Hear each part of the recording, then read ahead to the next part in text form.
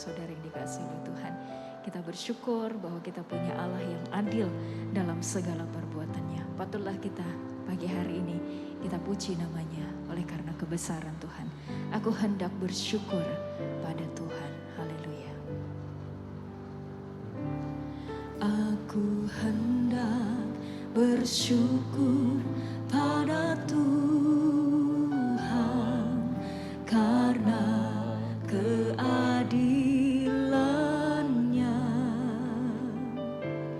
dan bermazmur bagi nama Tuhan yang maha tinggi. Ya Tuhan, Tuhan kami, betapa mulianya nama-Mu, Tuhan kami, dimuliakan atas seluruh bumi.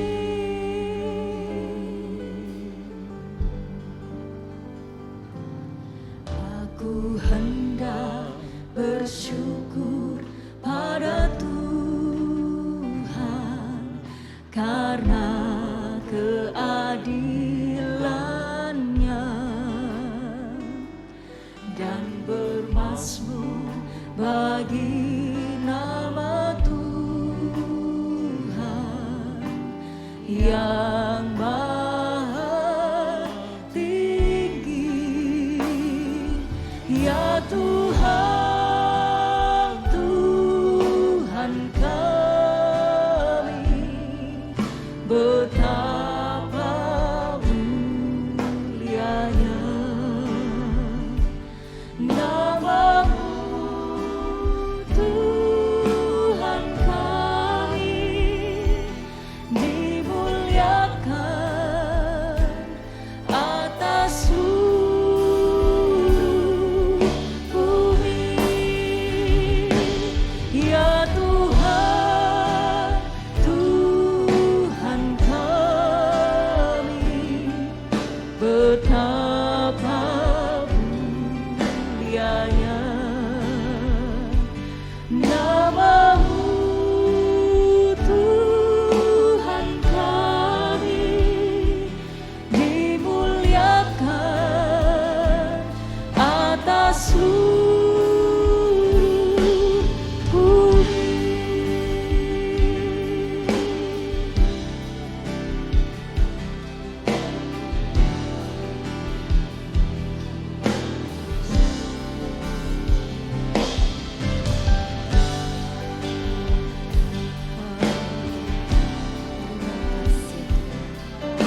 Terima kasih buat keadilan.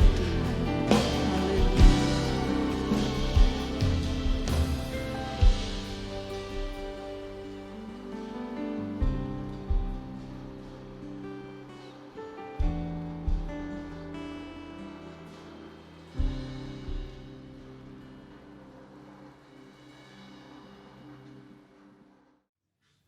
Selamat pagi Bapak Ibu Saudara yang diberkati Tuhan. Kembali kita akan merenungkan kebenaran firman Tuhan pada pagi hari ini. Dan terambil di dalam surat Yakobus pasalnya yang keempat, ayat yang ke-7 dan ayat yang ke-8. Saya akan bacakan bagi kita semua. Yakobus 4 ayat 7 dan ayat 8. Karena itu tunduklah kepada Allah dan lawanlah iblis, maka ia akan lari daripadamu. Mendekatlah kepada Allah dan ia akan mendekat kepadamu. Tahirkanlah tanganmu, hai kamu orang-orang yang berdosa, dan sucikanlah hatimu, hai kamu yang mendua hati. Nah, Bapak Ibu Saudara yang dikasihi oleh Tuhan, surat Yakobus ini adalah surat yang ditulis kepada jemaat-jemaat yang mereka dahulu percaya atau bertobat di Yerusalem, lalu kemudian mereka tersebar kemana-mana. Nah, Yakobus menunjukkan surat ini kepada mereka. Mereka adalah orang-orang yang beriman kepada Tuhan. Mereka adalah orang-orang yang percaya kepada Yesus. Namun ternyata sayang sekali iman mereka adalah iman yang kurang baik. Nah, perlu kita ketahui bahwa iman itu dibangun dari 3 unsur. Yang pertama adalah iman dimulai dari pengetahuan. Iman dimulai dari pemahaman yang benar akan firman Tuhan. Yaitu lewat apa? Lewat kita mendengar firman Tuhan. Lewat kita membaca firman Tuhan. Dan yang kedua adalah persetujuan. Jadi apa yang kita tahu, apa yang kita pahami itu kita setujui, kita percayai. Dan yang ketiga adalah penyerahan diri. Apa yang kita tahu dan kita pahami itu kita hidupkan di dalam kehidupan kita. Diterapkan di dalam kehidupan kita. Nah, Bapak Ibu Saudara yang dikasihi Tuhan, jemaat yang menerima surat Yakobus ini ternyata belum punya kemampuan untuk menerapkan apa yang mereka pahami, apa yang mereka tahu, apa yang mereka setujui itu diterapkan di dalam kehidupan mereka sehari-hari. Sehingga bahkan di awal surat ini Yakobus menyinggung tentang iman. Iman tanpa perbuatan itu adalah mati, yaitu iman yang tidak terwujud dalam kehidupan yang nyata. Nah, kalau kita membaca keseluruhan surat Yakobus ini, Bapak Ibu Saudara, banyak sekali hal-hal yang perlu diperbaiki dalam kehidupan jemaat. Banyak sekali hal-hal yang perlu dibereskan di dalam iman jemaat tersebut, Bapak Ibu Saudara. Jadi jemaat yang ada di surat ini, imannya perlu diperbaiki. Imannya perlu dibereskan. Karena iman mereka masih bercampur dengan hal-hal yang dua hati. Sehingga dikatakan di ayat tadi, mereka mendua hati. Nah, mereka tidak bisa melawan godaan-godaan dunia yang datang menjebak mereka. Mereka tidak bisa menang atas godaan dunia. Nah, saudara yang dikasih oleh Tuhan, masalah yang terjadi dalam jemaat ini merupakan problem sebagian besar orang percaya. Termasuk saya, termasuk Bapak Ibu Saudara, termasuk kita semua. Kita banyak kali kalah. Kita tidak mampu menang atas setiap godaan-godaan dunia yang datang dalam kehidupan kita.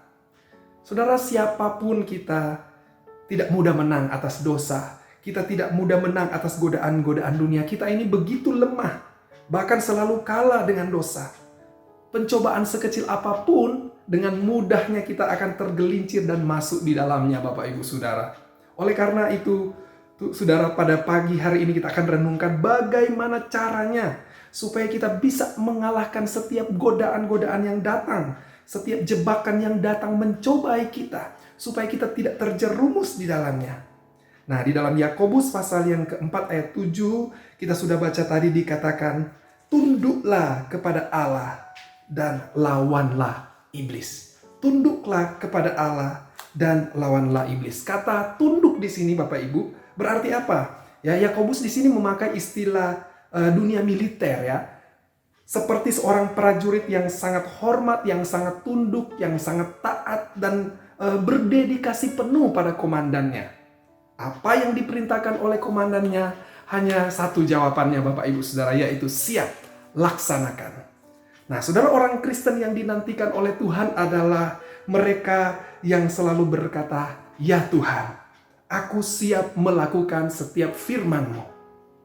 Tidak ada tawar-menawar dengan Tuhan, tidak ada negosiasi dengan Tuhan, sekalipun kita bergumul, kita jatuh bangun, kita dengan begitu penuh kesulitan untuk melakukan firman itu. Tetapi kita mau melakukannya. Saudara, tidak ada yang dapat menolong kita melewati segala godaan selain penundukan diri kita kepada Allah. Menundukkan hati kita, menundukkan pikiran kita, menundukkan emosi kita hanya kepada Tuhan. Nah, saudara, tunduk kepada Allah ini selalu dibarengi dengan lawanlah iblis. Lawan iblis ini bukan peperangan fisik, Bapak Ibu Saudara, tetapi membuat sikap tegas kepada si jahat bahwa dia tidak boleh berkuasa atas hidup kita. Kita tidak memberikan ruang sekecil apapun kepada iblis.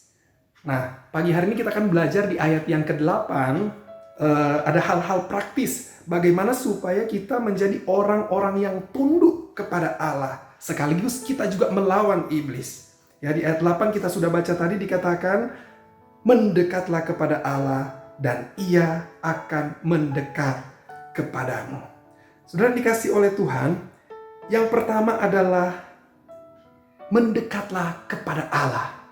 Ya, ini berbicara tentang relationship atau hubungan yang intim dengan Allah, dekat dengan Allah, dan Allah katakan Dia juga akan mendekat kepada kita kalau kita mau mendekat kepadanya.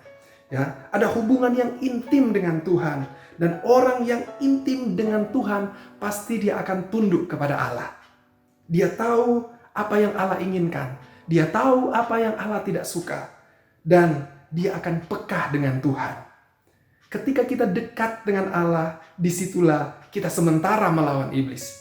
Ya, saudara, bagaimanakah hubungan kita dengan Tuhan hari-hari ini? Apakah terbangun suatu keintiman antara kita dengan Tuhan? Saudara, kalau kita mau menang atas setiap godaan-godaan dunia yang datang kepada kita, kalau kita mau iman kita adalah iman yang baik, iman yang benar di hadapan Tuhan, maka tunduklah kepada Allah, ditandai dengan hubungan, ditandai dengan relationship intim dengan Tuhan.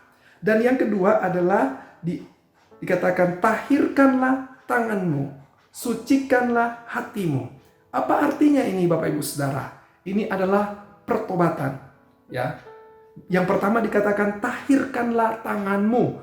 Tangan adalah sebuah simbol yang mewakili seluruh tubuh manusia secara fisik, ya, yang kelihatan. Nah, ini menunjuk kepada diri manusia secara lahiriah Bapak Ibu Saudara. Artinya kita harus mempunyai kehidupan yang kudus di hadapan Tuhan. Perilaku kita, perbuatan kita, tutur kata kita, dan semua sikap kita, semua yang terlihat dalam hidup kita, itu seharusnya kudus di hadapan Tuhan. Dan yang berikutnya dikatakan sucikanlah hatimu.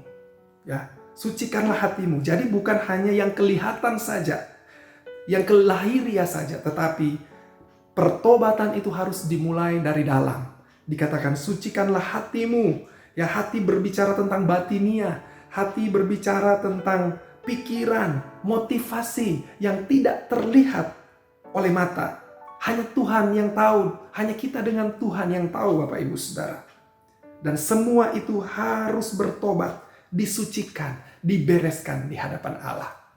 Bapak Ibu Saudara yang dikasihi oleh Tuhan, hari ini kalau kita rindu menang atas dosa, kalau kita rindu menang atas segala godaan yang datang menjebak kita, meskipun kita masih bergumul dengan kelemahan-kelemahan kita, marilah kita mendekat kepada Allah, kita tunduk kepada Allah, dan kita mau hidup di dalam pertobatan. Saudara, semoga Tuhan mendapati kita adalah pribadi-pribadi yang berkenan kepada Tuhan. Mari kita berdoa. Terima kasih Bapa, kami mengucap syukur buat pagi hari ini kami kembali merenungkan firman-Mu, bahwa kami harus punya iman yang benar, kami harus punya iman yang sungguh kepada Tuhan dalam setiap kehidupan kami. Kami mau mendekat kepada Allah, kami mau tunduk kepada Allah, dan kami mau terus hidup di dalam pertobatan. Terima kasih, kami mengucap syukur buat pagi hari ini. Berkati kami di sepanjang hari ini Tuhan. Hanya di dalam nama Tuhan Yesus kami sudah berdoa mengucap syukur. Haleluya. Amin. Selamat pagi, Tuhan Yesus memberkati kita semua.